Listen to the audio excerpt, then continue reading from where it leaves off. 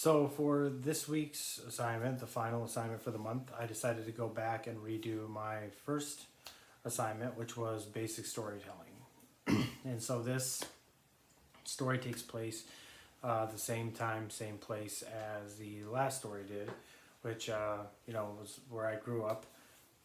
My early years, age of like 9, 15.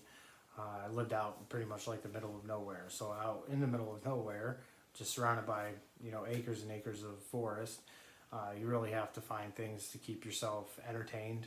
There's really not much to do, not many people around. So I had a couple of close friends there, and my mom being a single mom, she didn't really always have the means to entertain me in a place like that. So I always wanted a clubhouse or a tree house or something like that. So she instead, found a really good deal on this small pop-up camper, and she put that back in the woods a little bit.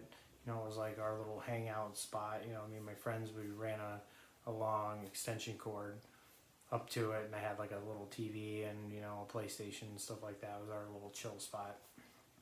Anyway, one day we're back there hanging out during the summer, and we hear this strange noise coming from behind us, outside of us, in the forest. So we go outside and look, and there's a peacock running all over the place.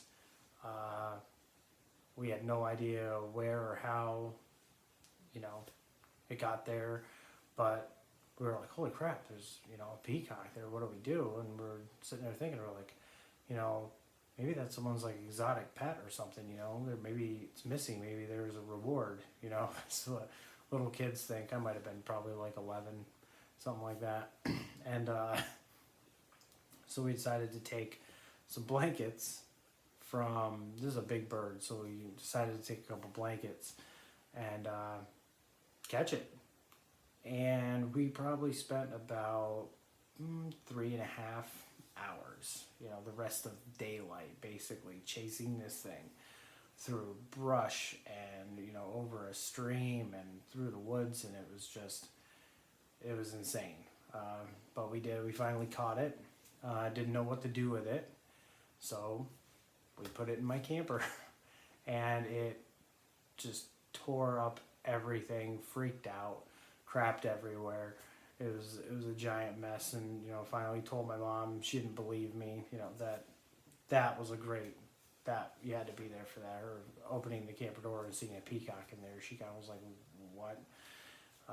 But she made some phone calls, asked around some of the neighbors, and we found out whose it was, and he came to get it, and we were all excited. You don't want to be rude and be like, well, is there a reward? But no, we didn't get anything for it. Apparently I didn't even know, living in such a remote location, had no idea that 3 miles away there was a farm that they raise and sell peacocks. I don't know, out in the middle of nowhere in Pennsylvania. But yeah, that was the time we found, caught, and returned a peacock out in the middle of the forest.